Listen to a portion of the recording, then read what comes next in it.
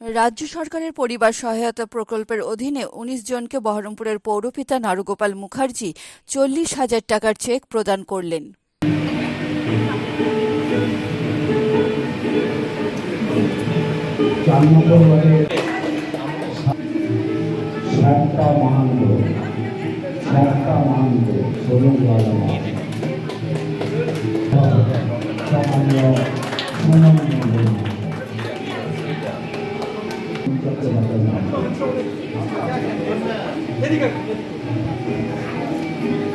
Lakshmi মন্ডলকে check করে দিচ্ছে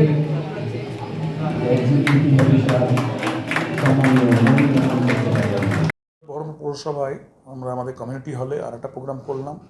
যে প্রোগ্রামটা এরকম যে যারা ৬০ বছরের নিচে ন্যাচারাল ডেথ হোক, অ্যাক্সিডেন্টাল ডেথ হোক, যারা মারা যায়, এই বেনিফিশিয়ারিদেরকে তাদের প্রতি সহানুভূতিশীল হয়ে তাদের সহমর্মী হয়ে তাদের পাশে থেকে, এটা তো আমাদের আলাদা কোনো কাজ নয়, এটা একটা মানবিক কাজ।